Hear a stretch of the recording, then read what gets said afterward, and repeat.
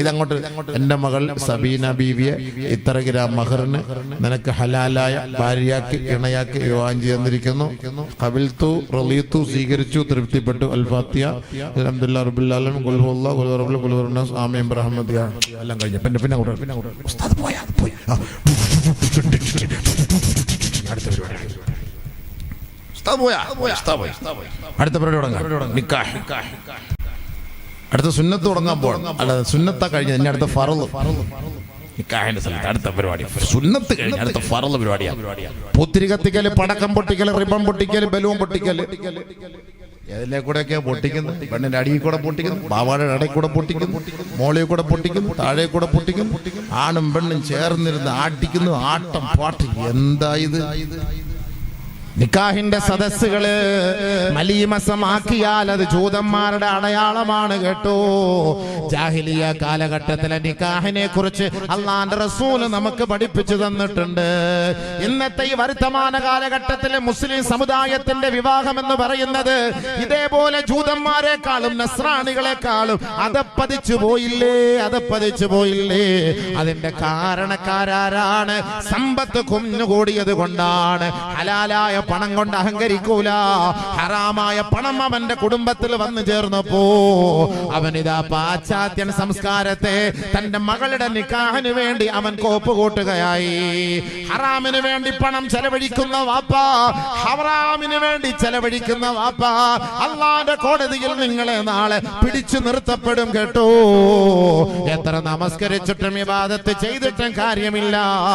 അള്ളാന്റെ റസൂൽ നമുക്ക് പഠിപ്പിച്ചു തരുന്ന ഒരു ഹദീസ് നിങ്ങളുടെ ശ്രദ്ധയിൽ ഞാൻ ഇതാ ഒന്ന് പെടുത്തി തരാം. ഇന്നല്ലാഹ ഖസമ ബൈനകും അഖ്ലാഖകും കമാ ഖസമ ബൈനകും അർസാഖകും ഇന്നല്ലാഹ യുഅ്തിദ്ദീൻ ഇന്നല്ലാഹ യുഅ്തിദ്ദുനിയാ മൻ യുഹിബ്ബു വമൻ ലാ യുഹിബ്ബു വലാകിൻ യുഅ്തിദ്ദീന മൻ യുഹിബ്ബു ഫമൻ അഅതാഹു അല്ലാഹു അദ്ദീനാ ولا يكسب عبد مالا حراما فينفق فيه فيبارك له فيه.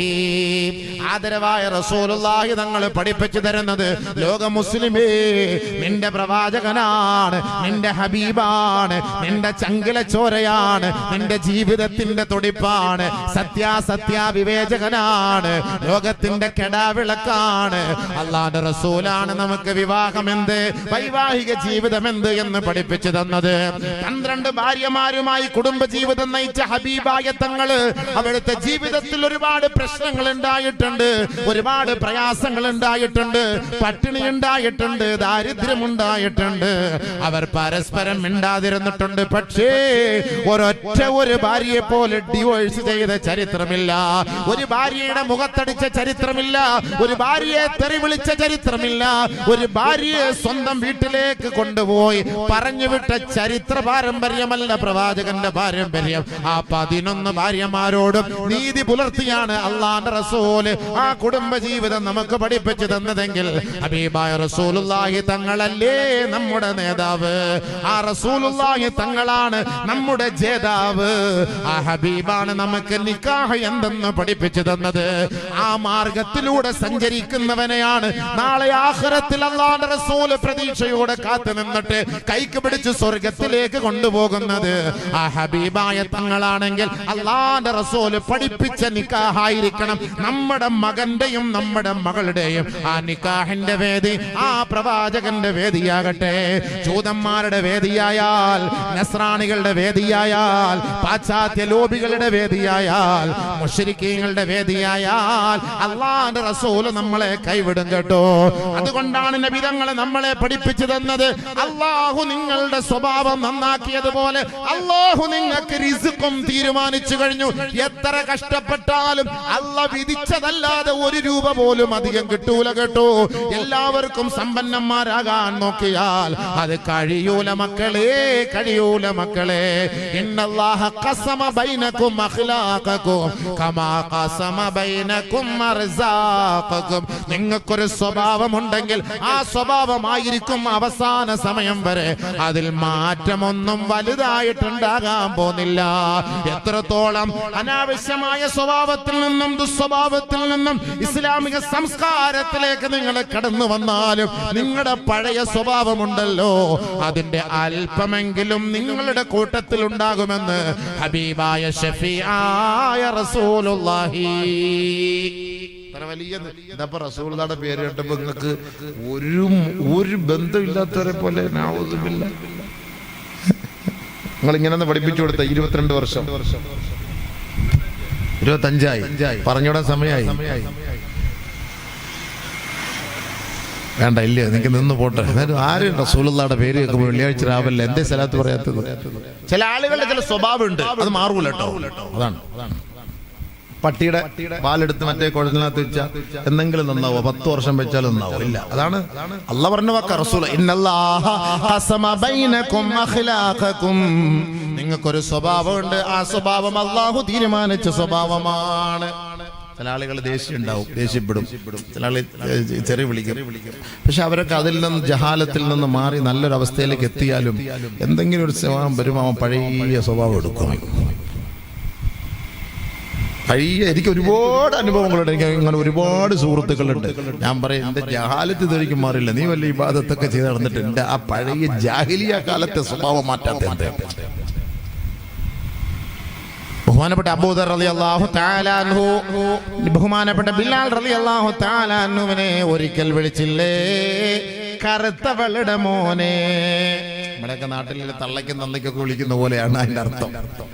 ബിലാൽ റളിയല്ലാഹു തആല കറുത്തവനാണ്, അബൂദർ റളിയല്ലാഹു തആല വെളുത്ത് വെള്ളാരം കല്ല് പോലിരിക്കുകയാണ്. അപ്പോൾ എന്തോ ഒരു ചെറിയ വിഷയം, ചുമ്മാ കശപിശ സംസാരം ഉണ്ട്. നീ ആരാ സംസാരിക്കുക? നിന്റെ അത്ത എവിടുന്ന് വന്നാന്ന് എനിക്കറിയാം, നീയൊക്കെ വരുത്തന്മാരല്ലേ, നിന്റെ പണിക്ക് പോകും. ആരാ ഇയാൾ? വലിയ നിസ്കാര വിഭാഗത്തുള്ള ആളാ. ചെറിയൊരു വിഷയം വന്നപ്പം ആ ദേഷ്യം പഴയത് വെച്ചിട്ട് ആ പഴയ സ്വഭാവത്തിലേക്ക് മടങ്ങി. അങ്ങനെ പറയാൻ പാടില്ലല്ലോ.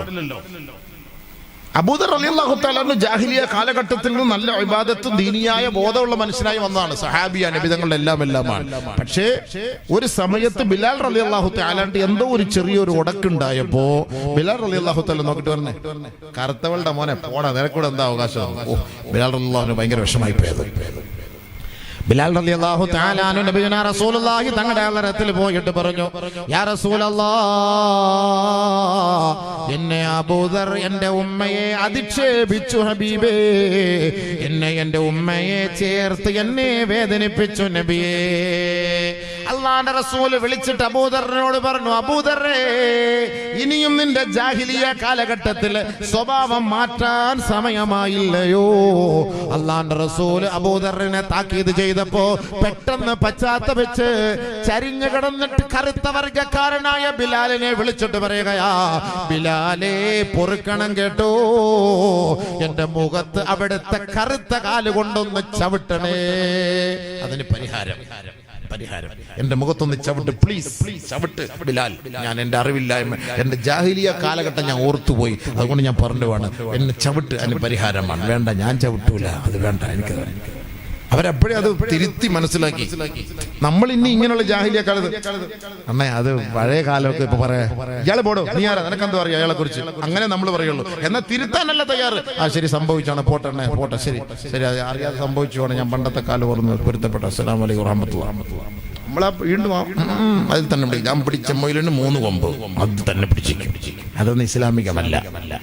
അതാണ് അല്ലാഹു റസൂൽ പറഞ്ഞത്, നിനക്കൊരു അല്ലാഹു തആല നിനക്കൊരു സ്വഭാവം അല്ലാഹ് പഠിപ്പിച്ചിട്ടുണ്ടെങ്കിൽ ആ സ്വഭാവം തന്നെയായിരിക്കും നിനക്ക്. അതേപോലെ അല്ലാഹു നിങ്ങൾക്ക് സമ്പത്ത് നിശ്ചയിച്ചിട്ടുണ്ടോ, അതിൽ നിന്ന് 1 രൂപ പോലും അധികം കിട്ടൂല കേട്ടോ. അതിന് എത്ര കിടഞ്ഞു പരിശ്രമിച്ചാലും ഉള്ളത് നഷ്ടപ്പെട്ടു പോകുന്നതല്ലാതെ അധികമായി 1 രൂപ പോലും നിനക്ക് കിട്ടൂല. എല്ലാവർക്കും യൂസുഫ് അലിയെ പോലെ അവിടെ തുറന്ന് നടക്കുമോ? എല്ലാവർക്കും ഇപ്പൊ അദാനിയെ പോലെ അവിടെ തുറന്ന് നടക്കുമോ? അംബാനിയെ പോലെ അവിടെ തുറന്ന് നടക്കുമോ? രവിപിള്ളയെ പോലെ അവിടെ തുറന്ന് എല്ലാവർക്കും നടക്കുമോ? നടക്കൂല. അല്ലാഹ് നമുക്കൊരു റിസ്ക് വെച്ചിട്ടുണ്ട്. നീ എത്ര കുത്തി മറിഞ്ഞാലും അതേ നിനക്ക് കിട്ടുള്ളൂ. ഹദീസല്ലേ, കമാ ഖസമ ബൈനകും അർസാഖകും. അപ്പോൾ അല്ലാഹു നമുക്കൊരു റിസ്ക് അത് കൃത്യമാക്കിയിട്ടുണ്ട്, സ്വഭാവം അത് കൃത്യമാക്കിയിട്ടുണ്ട്. എന്നിട്ട് അല്ലാഹ് അടുത്ത പറയാണ്, ഇന്നല്ലാഹ യുഅതി ദുനിയാ മൻ യുഹിബ്ബു വമൻ ലാ യുഹിബ്ബു. അല്ലാഹു ദുനിയാവ് നൽകുന്നത് അവൻ ഇഷ്ടമുള്ളവർക്കും നൽകും, അവൻ ഇഷ്ടമില്ലാത്തവർക്കും നൽകും. അദാനിക്കും അംബാനിക്കും അല്ലാഹു നൽകും, യൂസുഫ് അലിക്കും അല്ലാഹു നൽകും, രവിപിള്ളക്കും അല്ലാഹു നൽകും, ഫറോവയ്ക്കും നൽകും, ഖാറൂനും നൽകും, ഹാമാനും നൽകും, ഉബയ്യ് ഇബ്നു ഖലഫിനും നൽകും, സുലൈമാനും നൽകും, അതീഖുർ റഹ്മാനും നൽകും, അബൂമറിനും നൽകും. എല്ലാവർക്കും അല്ലാഹു നൽകും. ദുനിയാവ് എന്ന് പറയുന്നത് അല്ലാഹുവിനെ ഇഷ്ടപ്പെടുന്നവർക്കും ഇഷ്ടപ്പെടാത്തവർക്കും നൽകുന്ന സമ്പത്താണ്. അപ്പൊ അല്ലാഹ് അവൻ അത്രയും കൊടുത്തല്ലോടാ. നമ്മൾ അല്ലാഹ്ക്ക് വേണ്ടി എത്ര കിടന്ന് സുജൂദ് ചെയ്യുന്നു, എത്ര നിസ്കരിക്കുന്നു, എത്ര ദുആ ചെയ്യുന്നു, എത്ര ഇബാദത്ത് എടുത്തിട്ട് നമുക്കൊന്നും കിട്ടുന്നില്ല. നോക്ക്, അവൻ കണ്ടില്ല, പള്ളി പോലും കയറൂല. അവൻ എന്തോ അല്ലാഹ് ഇങ്ങനെ കൊടുക്കുന്നത്. നമ്മളങ്ങനെ ചിന്തിക്കും. നിസ്കരിക്കുന്ന ഒരാൾക്ക് ചിലപ്പോൾ അവൻ പട്ടിണിയായിരിക്കും, എന്നാൽ നിസ്കരിക്കാതെ കച്ചവടം ചെയ്യുന്നുണ്ടല്ലോ, ഭയങ്കര കച്ചവടവും ഭയങ്കര പൈസ ആയിരിക്കും. അപ്പൊ നമ്മൾ ധരിക്കുന്ന എന്താ, പോടാ അല്ലാഹ് ഒന്നും ഇല്ലടാ, ചുമ്മാ നമ്മൾ നിസ്കരിക്കാൻ പോകുന്ന അല്ലാഹ് ഒന്നുമില്ല. ഇവൻ നിസ്കരിക്കാൻ പോകുന്ന എന്തിനാ? പൈസ കിട്ടാനാ? ഇവന്റെ കടയിൽ കച്ചവടം കൂടാനാ? فلما نسوا ما ذكروا به فتحنا عليهم أبواب كل شيء حتى إذا فرحوا بما أوتوا أخذناهم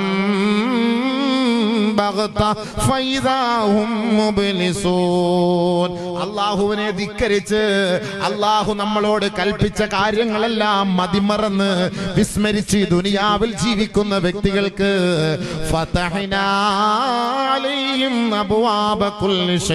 എല്ലാ മേഖലകളുടെ വഴികളും അല്ലാഹു തുറന്നു കൊടുക്കും കേട്ടോ.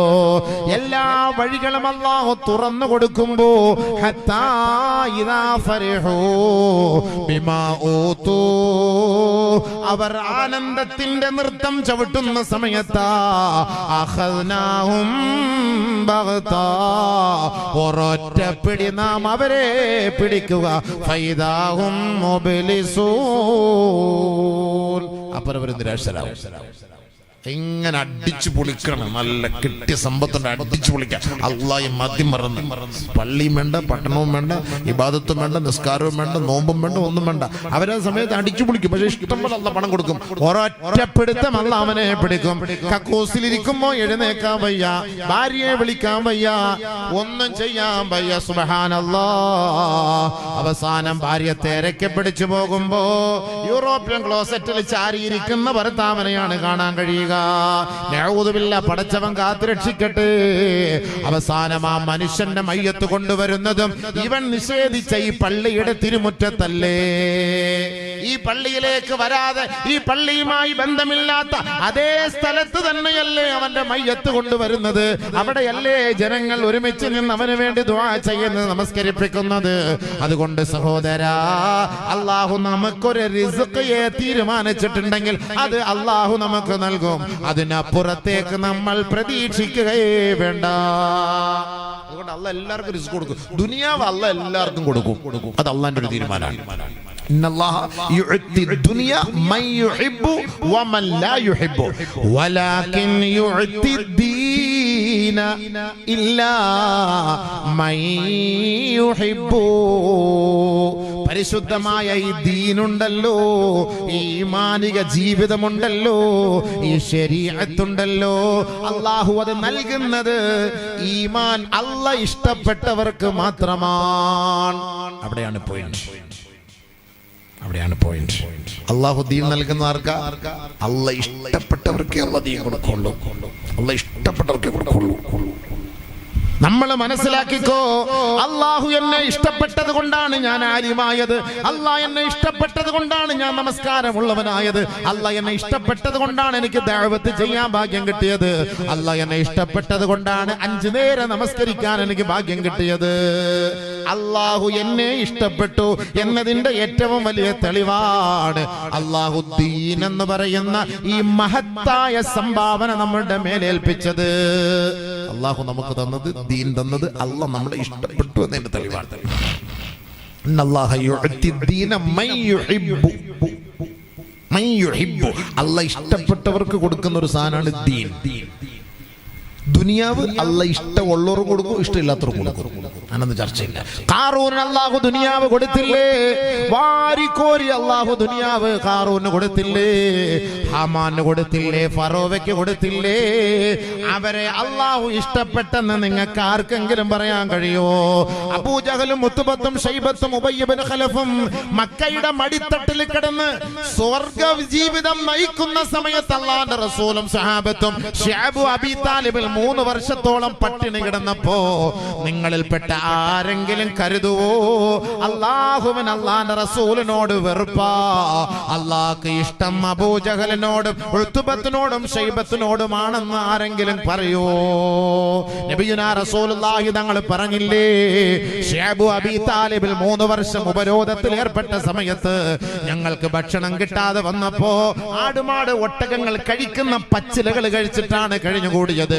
ആ ആടുമാട് ഒട്ടകങ്ങൾ കാഷ്ടിക്കുന്ന പോലെയാണ് ഞങ്ങളും കാഷ്ടിച്ചതെന്നവര് പറയണമെങ്കിൽ 3 വർഷക്കാലത്തോളം അവർ പട്ടിണികളായി കഴിഞ്ഞില്ലേ? ആ പട്ടിണി അതിജീവിച്ച നബിയും സ്വഹാബത്തും അല്ലാ നീ ഇല്ല പടച്ചവനെ, ഈ ദീനുമായി ഞങ്ങൾക്ക് ബന്ധമില്ല പടച്ചവനെ എന്ന് പറഞ്ഞിട്ടവര് പിന്തിരിഞ്ഞു പോയില്ല. ഞങ്ങൾ സത്യവിശ്വാസികളാണോ? പരീക്ഷണം തരണം ചെയ്യാൻ വിധിക്കപ്പെട്ടവരാ. അതിലൂടെ അല്ലാഹുവിന്റെ തൃപ്തിയാണ് ഞങ്ങൾ പ്രതീക്ഷിക്കുന്നതെന്ന് ശപഥം ചെയ്തവരാണ് നബിയും സഹാബാക്കളും. ദീനിന്റെ പേരിലാകുമ്പോ അള്ളാഹു ത്യാഗം, അതിന്റെ പേരിൽ പരിശ്രമം, അതിന്റെ പേരിൽ പ്രയാസം ഒക്കെ അള്ളാഹ് തരും. ദീനുള്ളവന്, ദീനില്ലാത്തവന് ഇതിനൊന്നും തരൂല. ദീനില്ലാത്തവൻ അള്ളാഹ് തരൂല. ദീനിയായ ആളുകൾക്ക് അള്ളാഹു ഇടങ്ങേറ് കൊടുക്കുള്ളൂ. ഈമാനുള്ളവരെ അള്ളാഹ് പരീക്ഷിക്കുള്ളൂ, ഈമാനില്ലാത്തവൻ അള്ളാഹ് പരീക്ഷിക്കൂല. ഇഷ്ടംപോലെ അതീതുണ്ട്. ഞാൻ എന്റെ വിഷയം അതല്ല, എന്റെ വിഷയം അടുത്ത പോയിന്റാണ്.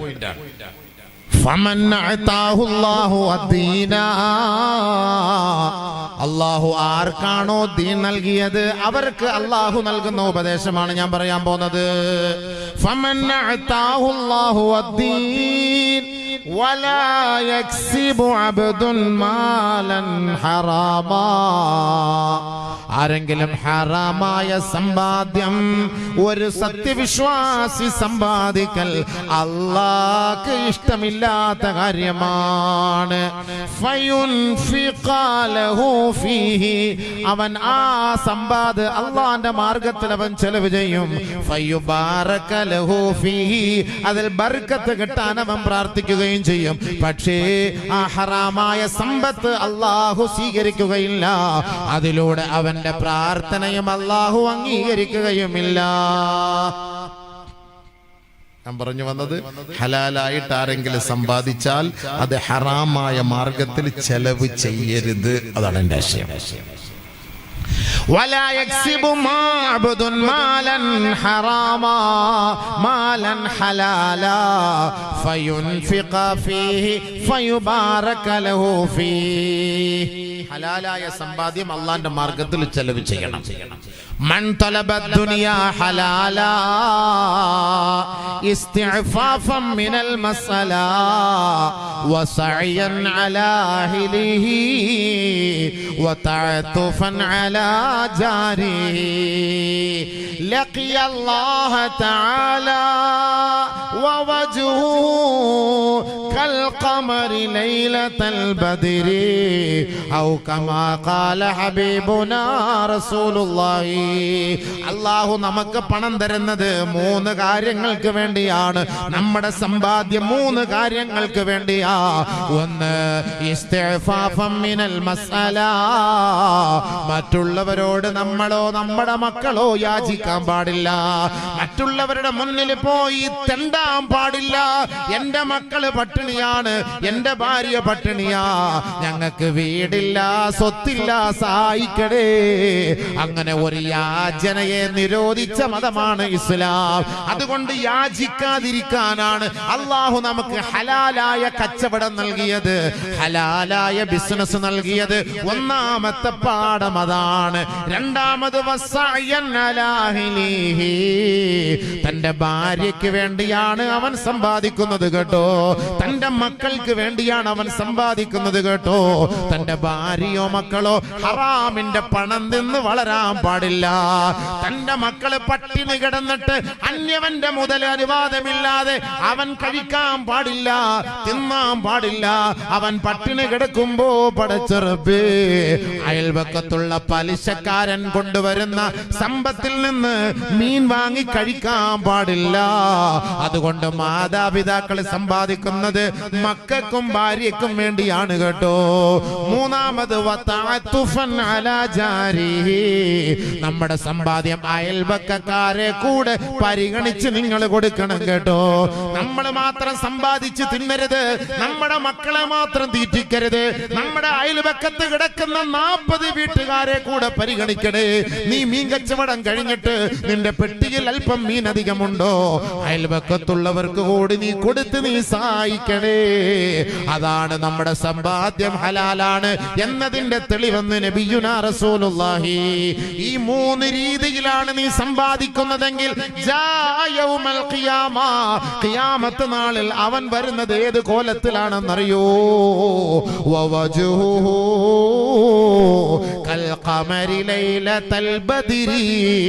14 രാവിലെ ചന്ദ്രനെ പോലെ പ്രകാശിക്കുന്ന മുഖവുമായിട്ടാണ് നാളെ റബ്ബിനെ കാണാൻ അവൻ എത്തുക എന്ന് നബിയുനാ റസൂലുള്ളാഹി.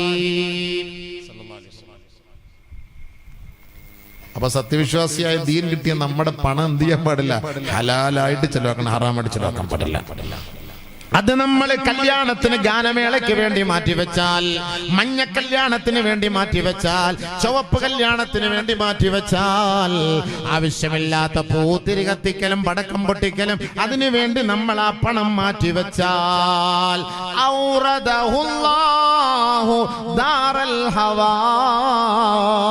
നിന്ദ്യതയേറുന്ന നരക കുണ്ടാരത്തിലേക്ക് അവനെ വലിച്ചിഴച്ചു കൊണ്ടുവരപ്പെടുമെന്ന് ഹബീബായ റസൂലുള്ളാഹി. അല്ലാഹു കാത്തുരക്ഷിക്കട്ടെ, അല്ലാഹു നമ്മളെ കാത്തുരക്ഷിക്കട്ടെ. ഗാനമേളയ്ക്ക് വേണ്ടി പണം ചെലവാക്കിയാൽ, അതിനു വേണ്ടി പൈസ കൊടുത്താൽ, നമുക്ക് അല്ലാഹു തന്ന ഹലാലായ പണം അതിനു വേണ്ടി നീ മാറ്റിവെച്ചാൽ നേരെ അല്ലാഹു അവിടെ കൊണ്ട്, ഇവിടെ കല്ലിവല്ലി, ഇവിടെ ഒന്നും അല്ലാഹു തിരിഞ്ഞു പോലും നോക്കൂല. നീ എന്ത് ചെയ്താൽ ഇവിടെ അല്ലാഹു ഒന്നും നോക്കൂല. നീ മുണ്ടില്ല നടന്നാലും ഒന്നും നോക്കൂല. നിന്നെ അല്ലാഹു പിടിക്കുന്നത് വാ നീ പട്ടാഴി വടക്കേക്കര അല്ലെങ്കിൽ പള്ളിയുടെ ആ ഖബർസ്ഥാനിലേക്ക് നീ വാ, എല്ലാവരും പോകുമല്ലോ. അന്ന് പന്ത് മലക്കുകളുടെ കോർട്ടിലാണ്. അവിടെയാണ് വരുന്ന ചോദ്യം. ആരുടെ ചോദിക്കാൻ? ആരുടെ? അത്താ ഓടിവാത്താ, എന്തിനാത്താ അങ്ങനെ ചെയ്തത്? അല്ലാഹുവേ, ഇന്ന് ഞാൻ ഇടി കൊള്ളുകയാണ്. വലത് സൈഡ് ഒരു പാമ്പ്, ഇടത് സൈഡ് പാമ്പ്. പടച്ചവനെ, ഇതാ വലിയ ഒരു പാമ്പ് മുന്നോട്ട് വരുന്നു. 7 തലയുള്ള പാമ്പ്, 9 തലയുള്ള പാമ്പ്. പടച്ച റബ്ബേ, നിലവിളിച്ചാൽ ആരാണ് അതിന് ഉത്തരം നൽകുക? ആരുത്തരം നൽകും? ആരുത്തരം? എന്താ നീ ഇത് കേൾക്കാൻ? അന്ന് പറഞ്ഞത് കേട്ടില്ലല്ലോ. ചോദ്യം ഉണ്ടാവും. അന്ന് പറഞ്ഞായിരുന്നല്ലോ ഇങ്ങനൊക്കെ ഒരു സംഭവം ഉണ്ടാവുമെന്ന്. ഇങ്ങനൊക്കെ ഒരു സംഭവം ഉണ്ടാവുമെന്ന് അന്ന് ആ മുസ്ലിയാരൊന്ന് പ്രസംഗിച്ചില്ലേ? وقالوا لو كنا نسمع أو نعقل ما كنا في أصحاب السعير. അല്ലാഹ് അന്ന് പറഞ്ഞത് ഞങ്ങൾ കേട്ടിരുന്നെങ്കിൽ പടച്ച റബ്ബേ, ഇന്ന് ഈ കത്തിക്കാളുന്ന നരകത്തിൽ ഞങ്ങൾ വീഴുമായിരുന്നില്ല. അല്ലാഹ് അന്ന് പറഞ്ഞത്, ഇന്ന് പറഞ്ഞത് കേട്ടിരുന്നെങ്കിൽ എന്ന് പറയും. നാളെ മരിച്ച് കബറിൽ പോകും പറയും. ഇപ്പൊ കേൾക്കൂല. ഇപ്പൊ ഈ പറയുന്നൊന്നും കേൾക്കാൻ നമുക്ക് മനസ്സ് വരൂല. കല്യാണം അടിച്ചു പൊളിക്കണം, മാളുടെ കല്യാണം അടിച്ചു പൊളിക്കണം. അടിച്ചു പൊളി ഏത് പൈസ? ഹലാല പൈസ. ബാങ്കിൽ നിന്ന് ലോൺ എടുത്തിട്ട് വന്നിട്ടാ. അത് അതിനേക്കാളും വലിയ സംഭവം. അതിനേക്കാളും വലിയ സംഭവം. നിസ്കാരവും ഇബാദത്തും ഒക്കെ ഉണ്ട്. മകളുടെ കല്യാണത്തിന് 20 ലക്ഷത്തിന്റെ വണ്ടി നിങ്ങൾ ബാങ്കിൽ പോയി പലിശക്ക് എടുത്തുകൊണ്ട് വന്നിട്ട് ഹലാലായ ഖൈറായ മുബാറക്കായ നിക്കാഹ് ഈ പൊന്നുമോളെ നരകത്തിലോട്ടല്ലയോ വാപ്പാ കയറ്റിവിടുന്നത്? നാണമുണ്ടോ വാപ്പാ? 20 വർഷം ഹലാലായ ഭക്ഷണം കൊടുത്ത് വളർത്തിയ മോളെ കല്യാണം കഴിപ്പിച്ചയക്കുമ്പോ 20 ലക്ഷത്തിന്റെ വണ്ടിയിൽ 10 ലക്ഷം പലിശക്ക് എടുത്തിട്ട് 10 ലക്ഷം റെഡി കാശ് കൊടുത്തിട്ട് ആ പലിശയുടെ വണ്ടിയിലാണോ മോളെയും മരുമോനെയും കയറ്റിവിടുന്നത്? ഇല്ല ഇല്ല വാപ്പാ, അവരുടെ ദുആ നിങ്ങൾക്ക് ഇപ്പൊ കിട്ടൂല കേട്ടോ, അവരുടെ ബർക്കത്ത് നിങ്ങൾക്ക് ലഭിക്കൂല കേട്ടോ. അവരെ പിഴപ്പിച്ചത് വാപ്പയാണ്, ഉമ്മയാണ്. ഈ മാതാപിതാക്കൾ ഈ മക്കളെ പലിശയുടെ വാഹനത്തിൽ കയറ്റിവിട്ട് പിഴപ്പിച്ചിട്ടുണ്ടെങ്കിൽ നാളെ മഹ്ശറ വൻസഭയിൽ വന്ന് നിന്നിട്ട് ഈ വാപ്പയെയും ഉമ്മയെയും കഴുത്തിന് പിടിച്ച് റബ്ബിന്റെ കോടതിയിൽ കൊണ്ടുവന്നിട്ട് പറയുന്ന ഒരു വാക്കുണ്ട്, റബ്ബനാ ഇന്നാ അതഅനാ സാദതനാ വകുബറാനാ ഫഅളല്ലൂന സബീലാ. അല്ലാഹ്, ഞങ്ങളെ പിഴപ്പിച്ചത് ഞങ്ങളുടെ ഈ അത്തയാണ് പടച്ചവനെ, ഞങ്ങളെ പിഴപ്പിച്ചത് ഈ അമ്മയാണ് പടച്ചവനെ, ഞങ്ങളെ അവരാണ് പിഴപ്പിച്ചത്. അല്ലാഹ്, ഫഅളല്ലൂന സബീലാ, അവരെ ഞങ്ങൾ അനുസരിച്ചതിന്റെ പേരിൽ അവർ ഞങ്ങളെ നാശത്തിലേക്ക് കൊണ്ടുപോയി. റബ്ബേ, ഈ ആഖിറത്തെ കുറിച്ച് ഞങ്ങളെ ഭയപ്പെടുത്തിയിരുന്നില്ല പടച്ചവനെ, ആഖിറത്തെ കുറിച്ച് ഓർമ്മ നൽകിയില്ല പടച്ചവനെ, മഹ്ശറയെ കുറിച്ച് ഞങ്ങളോട് പറഞ്ഞിട്ടില്ല. അല്ലാഹ്, അങ്ങനെ ഞങ്ങൾ പിഴച്ചു പോകാൻ കാരണം ഞങ്ങളുടെ സ്വന്തം അത്തായും അമ്മായുമാണ് പടച്ചവനെ.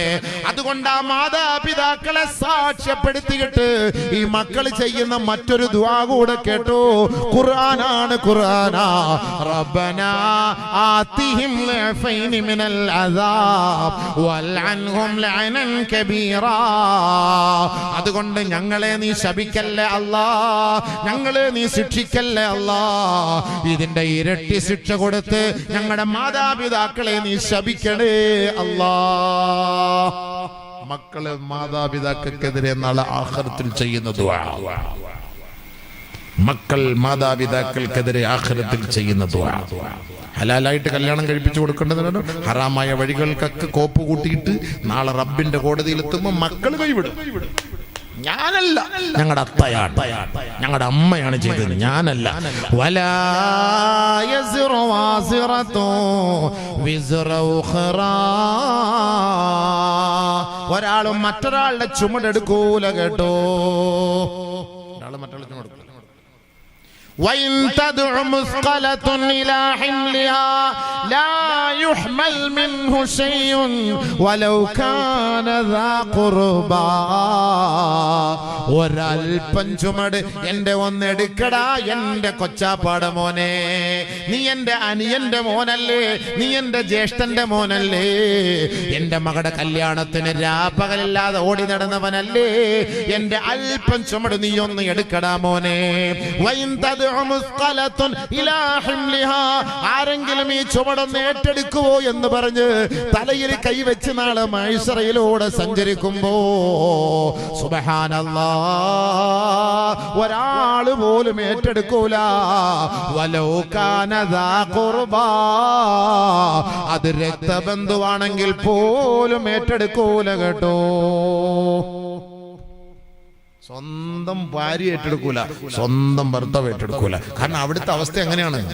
എങ്ങനെങ്കിലും നമ്മുടെ തടി സലാമത്തായി കിട്ടിയാൽ മതി, എങ്ങനെങ്കിലും നമ്മുടെ തടി സലാമത്തായി കിട്ടിയാൽ മതി എന്നാ. അത് അങ്ങനെയാണ് അവിടുത്തെ അവസ്ഥ. അവിടെ രക്ഷപ്പെടാനാണ് ഇവിടെ നമ്മൾ പണിയെടുക്കുന്നത്. ഇവിടെ രക്ഷപ്പെടാനല്ല. ഇവിടെ എങ്ങനെ രക്ഷപ്പെടും? ഇവിടെ നീ എങ്ങനെ ജീവിച്ചാലും നീ രക്ഷപ്പെടും. ഇവിടുത്തെ കാര്യം ഇവിടെ തല്ലി വല്ലി. നമ്മുടെ വിഷയം ഖബറിന് ശേഷമുള്ള ജീവിതത്തിലേക്കാണ്. അതുകൊണ്ടാണ് ഈ കല്യാണം കല്യാണം കല്യാണം എന്ന് പറഞ്ഞാൽ അള്ളാന്റെ റസൂലിന്റെ സുന്നത്താണിത്. അള്ളാന്റെ റസൂലിന്റെ സുന്നത്തനുസരിച്ചുള്ള കല്യാണം നടത്തണം. അള്ളാന്റെ റസൂലിന് വിപരീതമായിട്ട് സുന്നത്ത് കല്യാണം നടത്തിയിട്ട് നാളെ അള്ളാന്റെ അടുക്ക് പോയിട്ട് പഠിച്ചാൽ ഇങ്ങനെ സംഭവിച്ചു, നീ പൊരുത്തപ്പെട്ടെന്ന്. ലോൺ എടുത്തിട്ട് എന്തിനു കല്യാണം നടത്തണം? ലോൺ എടുത്തിട്ട് ആഡംബര കല്യാണം നടത്താൻ പോകണം. എന്തിനാ ലോൺ എടുത്തിട്ട് വലിയ വലിയ ആഡംബര കല്യാണം നടത്തി വലിയ വലിയ വണ്ടികൾ എടുത്തു കൊടുത്തിട്ട് വലിയ വലിയ വാഹനത്തിൽ കയറ്റിയിട്ട് ഈ മക്കളെ പലിശയ്ക്ക് മാസം തോറും വാപ്പ CC അടയ്ക്കണ്ടേ? വാപ്പ ഇരുന്ന് വാപ്പാടെ കൽബും വാപ്പാടെ കരളുമല്ലേ ഈ മക്കള് തിന്നുന്നത്? 28-ാം തീയതിയാകുമ്പം ബാങ്കിൽ നിന്ന് നോട്ടിഫിക്കേഷൻ വരും, മൊബൈലിൽ വരും. സുലൈമാൻ സാഹിബ് വണ്ടിക്ക് അടയ്ക്കേണ്ടത് 49,000 രൂപ. നോട്ടിഫിക്കേഷൻ വരും. ഒരു ചെറിയ ഒരു ഗ്യാസിന്റെ ഒരു ലക്ഷം സൈഡിൽ ഇച്ചിരി ചൂടുവെള്ളം കൊണ്ട് ജീരകവെള്ളം ഉണ്ടെങ്കിൽ കൊള്ളാം. എന്തോ ഒരു ചെറിയൊരു ഇതുവരെയ്ക്കും കുഴപ്പമില്ലായിരുന്നല്ലോ, നിങ്ങൾ നല്ല ഉഷാറായിട്ട് സംസാരിച്ചിട്ടുണ്ടെന്നല്ല. ഇല്ല, ഒരു മൊബൈലിൽ ഒരു നോട്ടിഫിക്കേഷൻ വന്നു 49,000 അടയ്ക്കണമെന്ന് പറഞ്ഞിട്ട്. വണ്ടി എടുത്ത് കൊടുത്തല്ലേ മരുമോനെ, രണ്ടുപേരും അവർ സൂഹിച്ചോണ്ടിരിക്കില്ലേ, നമ്മൾ രണ്ടുപേരും ഇവിടെ ദുഃഖിച്ചോളി, അവർ രണ്ടുപേരും സൂഹിക്കട്ടെ. ആരാ ഇത് ഉണ്ടാക്കി വെച്ചത്? ഒരു വണ്ടി എടുക്കാൻ കഴിവില്ലാത്തതിന് വെണ്ണട്ടിക്കാൻ പോണെന്ന് എൻ്റെ ചോദ്യം അതാണ്. സ്വന്തമായിട്ടൊരു വണ്ടി എടുക്കാൻ കഴിവില്ല, ഒരു മഹർ വാങ്ങിക്കാൻ കഴിവില്ല, വണ്ടി എടുക്കാനും കഴിവില്ല, ഒരു മഹർ വാങ്ങിക്കാനും കഴിവില്ല, ചെലവിന് കൊടുക്കാനും കഴിവില്ലാത്തവന് പെണ്ണ് കെട്ടിച്ചു കൊടുക്കുന്ന ഞാനാണ് മണ്ടൻ അല്ലേ? മരമണ്ടൻ. പെണ്ണിന്റെ തന്തമാരും മരമണ്ടന്മാരും. സ്വന്തമായിട്ട് കല്യാണം കഴിഞ്ഞ മോളെ കൊണ്ടുപോയി നമ്മൾ എന്തിനാ പിന്നെ കെട്ടിച്ചു കൊടുക്കുന്നത്?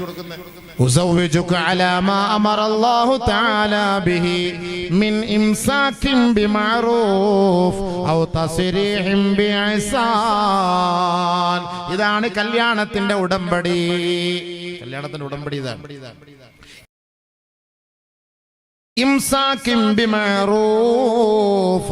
മാന്യമായ നിലയിൽ എൻ്റെ മകളെ നീ ഏറ്റെടുത്ത് അവളെ കുടുംബജീവിതം റാഹത്തായി നീ മുന്നോട്ട് കൊണ്ടുപോകണമെന്നാണ് അള്ളാഹു കൽപ്പിച്ചത്. ആ കൽപ്പനയുടെ അടിസ്ഥാനത്തിൽ എൻ്റെ മകളെ ഞാൻ നിന്റെ മേലേൽപ്പിക്കുകയാണ് കേട്ടോ. അതാണ് ഈ ഉസ്താദന്മാര് കൈക്ക് പിടിച്ച് പറഞ്ഞു കൊടുക്കുന്നത്. പറച്ചില് അള്ളാഹ് ഇത് പറപ്പിച്ചു കൊടുക്കുന്ന പാട് നമുക്കറിയാം.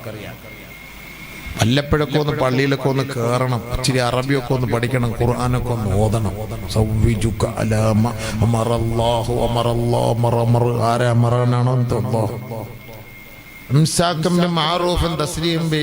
എന്നൊക്കെ പറഞ്ഞ് നമ്മളിതൊക്കെ പഠിപ്പിച്ചു കൊടുക്കുമ്പോഴേ എന്താ അതിന്റെ അർത്ഥം കൂടെ ഒന്ന് പറഞ്ഞു. ഈ രണ്ട് കരാർ. കല്യാണം എന്ന് പറഞ്ഞാൽ 2 കരാറാണ്. എൻ്റെ മകളെ നല്ല നിലയിൽ ഞാൻ നോക്കിക്കൊള്ളാം. ഇംസാക്കും ബിമഅറൂഫ്, അതാണ് ഏറ്റവും വലിയൊരു പൊരുത്തം. മുആവിയ ഇബ്നു ഹൈദാ റളിയല്ലാഹു തആല അൻഹു നബിയുനാ റസൂലുള്ളാഹി തങ്ങളോട് ചോദിക്കുകയുണ്ടായി, മാ ഹഖ്ഖു സൗജതി അഹദിനാ അലൈഹി, നബിയേ ഞങ്ങളുടെ ഭാര്യമാർക്ക് ഞങ്ങളോടുള്ള കടമ എന്താണ് ഹബീബേ? നമ്മുടെ ചെറുപ്പക്കാർക്ക് പഠിപ്പിച്ചു കൊടുക്കണം, യുവാക്കൾക്ക് പഠിപ്പിച്ചു കൊടുക്കണം, അല്ലാതെ പെണ്ണ് കെട്ടാൻ നിൽക്കരുത്. ഇതൊക്കെ പെണ്ണ് കെട്ടാന്ന് പറഞ്ഞാൽ കല്യാണം എന്നൊക്കെ പറഞ്ഞാൽ അടിച്ചുപൊളിയാണ്. കല്യാണം കൊടുക്കുക, കെട്ടിപ്പിടിക്കുക, കറങ്ങുക, ഹണിമൂൺ ആഘോഷിക്കുക, വണ്ടിയുടെ മുകളിൽ കയറുക, തകർക്കുക, പടക്കം പൊട്ടിക്കുക, ഇതൊക്കെ തന്നെയാണ് കല്യാണം. ഇസ്ലാമിക കല്യാണത്തിന്റെ ഏതെങ്കിലും അംശം ഉണ്ടോ? ഇസ്ലാമിക കല്യാണത്തിന്റെ ഏതെങ്കിലും ഒരു അംശം? അതിനു മുമ്പ് നിങ്ങൾ ക്ഷീണിച്ചോ കാപ്പി കുടിക്കാൻ വേണ്ടിയിട്ട്? കാപ്പി കുടിക്കുന്നതിനിടയ്ക്ക് ശ്രദ്ധ മാറിപ്പോയാൽ നിർത്തിക്കളയും പരിപാടി. എന്നെ കുടിപ്പിക്കണ്ട, നിങ്ങൾ കുടിച്ചാൽ മതി. കാരണം നിങ്ങളാണല്ലോ ഇപ്പൊ ക്ഷീണിച്ചിരിക്കുന്നത്. ശ്രദ്ധ മാറിപ്പോരുത്. മെയിൻ പോയിന്റിലേക്ക് വരികയാണ്.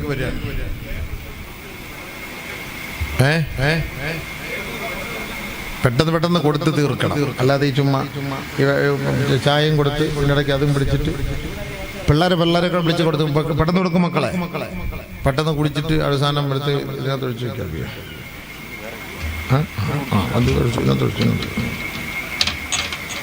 നല്ലപോലെ ശ്രദ്ധിച്ചോണം. ഇനിയാണ് പെണ്ണുങ്ങളുടെ ഇടയിലേക്ക് കയറാൻ പോവാ. ഭാര്യയോടുള്ള കടമ എന്താ, ഭർത്താവിനോടുള്ള കടമ എന്താ, ഇതൊക്കെ ഒന്ന് പഠിക്കണം. കല്യാണം എന്നും പറഞ്ഞിട്ടൊന്നും കാര്യമില്ല. എന്താ കല്യാണം എന്നുള്ളത് ഇന്ന് പഠിപ്പിച്ചുതരാം. അതുകൊണ്ട് എല്ലാവരും ഒന്ന് കല്യാണം ഒന്ന് പുതുക്കിക്കോ. നാളെ പോലും പോയി കല്യാണം കഴിക്കുന്ന പുതിയ ആൾക്കാരുണ്ട്, ഇങ്ങോട്ട് കയറി ഞാൻ പഠിപ്പിച്ചുതരാം. എന്താ കല്യാണം എന്നുള്ളത് ഇങ്ങോട്ട് കയറി. ഉണ്ട്. നീ ഓടാതെ എവിടെ പോടാ, ഇങ്ങോട്ട് വാ. മണിയറേന്ന് ഇറങ്ങി നീ ഓടുമല്ലോ ഇങ്ങനെയാണെങ്കിൽ. ഇങ്ങോട്ടിറങ്ങി ഓടുകടാ കല്യാണം.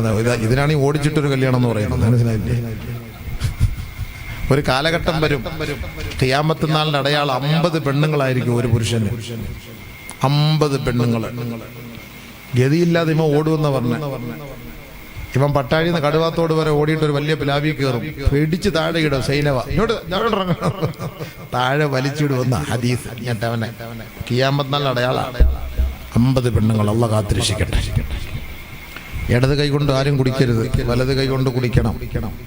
ബിസ്മില്ലാഹിർ റഹ്മാനിർ റഹീം ചൊല്ലി കുടിക്കണം. ഇടയ്ക്കിടയ്ക്ക് അൽഹംദുലില്ലാഹ് അല്ലാഹയെ ശുക്ർ ചെയ്യണം. വലത് കൈ കൊണ്ട് കുടിക്കലാണ് സുന്നത്ത്. ഇടത് കൈ കൊണ്ട് കുടിക്കുന്നത് ശൈത്താൻ. ഇന്ന ശൈത്താന യശ്റബു ബിശിമാലിഹി വയഅകുലു ബിശിമാലിഹി. പെട്ടെന്ന് ബക്കറ്റ് വല്ലതും ഉണ്ടോ അബിവേ? ബക്കറ്റിനെങ്കിൽ ഈ ഇടയ്ക്കങ്ങ് എടുത്തോളി. ഇതിൻ്റെ ഇടയ്ക്ക് അല്ലെങ്കിൽ നമ്മുടെ ഈ പ്രസംഗവും ഈ കുടിയും കടിയും ഒന്നും റാഹത്താവൂല.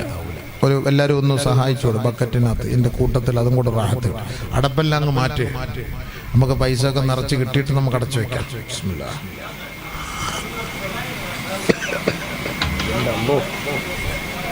ഭയങ്കര കടുപ്പ് ഇതില്ലേ. എല്ലാവരും ഒന്ന് സഹായിക്കും. എൻ്റെ അല്ലാഹ്, ഇത് തൊണ്ട മൊത്തം കീറിക്കു പോകുന്ന ഒരു സൈസ് കടുങ്കാപ്പിയാണല്ലോ. എരി കൂട്ടിയിട്ടുണ്ട് കേട്ടോ. ഇനി ആരും ചോദിക്കരുത് രണ്ടാമത്. പെട്ടെന്ന് ഒന്നെടുത്ത് സഹോദരി എല്ലാവരും സഹായിക്കണേ. ബിസ്മില്ലാ. അല്ലാഹുവേ നീ കബൂലാക്കണേ പടച്ചവനെ. 11 മണിക്കകത്ത് എല്ലാം തീർക്കണം. 11 മണിക്കകത്ത് ആഖിർ ദഅവാന പറയണം. വെള്ളിയാഴ്ച പള്ളിയിൽ പോകണം. എനിക്ക് ഒന്നാമതേ ഉറങ്ങിയില്ല, കാസർഗോഡ് നിന്ന് വരുന്ന വഴിയാണ്. അതുകൊണ്ടാണ് ഞാൻ ആ റാഹത്തിൽ അങ്ങ് പറഞ്ഞങ്ങ് പോയപ്പോൾ ഇടയ്ക്ക് കയറി കല്ലത്ത് വന്ന് കാപ്പിയും വെള്ളമൊക്കെ വന്നു. ഏതാ വായിക്കാൻ ഒന്ന് ശ്രദ്ധിച്ചോ, ഇപ്പൊ സമയമില്ല.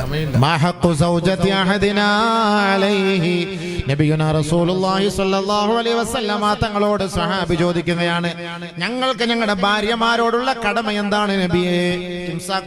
വിവാഹം എന്ന് പറഞ്ഞാൽ എന്താന്നുള്ളത് എന്നെ പഠിപ്പിച്ചിരുന്നു. ഒരു നമ്മുടെ കൈക്ക് പിടിച്ചിട്ട് ഉസ്താദ് പറഞ്ഞു തരുമല്ലോ. വെൽഡിങ് എന്നാണ് കേട്ടോ. വെൽഡിങ് അല്ല, വെൽഡ് ചെയ്യാണ് അല്ലേ? വെൽഡറായിരിക്കുന്നത്, പട്ടാഴിയിലത്തെ വെൽഡറായത്. രണ്ടുപേരെ ചേർത്ത് വെൽഡ് ചെയ്ത് കൊടുക്കുക. 2 സ്ക്വയർ ട്യൂബ് തമ്മിൽ വെൽഡ് ചെയ്ത് കൊടുക്കാനാണ് കല്യാണം. അതാണ് വെൽഡിങ്. അതിന്റെ എല്ലെടുത്ത് കളഞ്ഞാണ് വെൽഡിങ് ആയി പോയത്.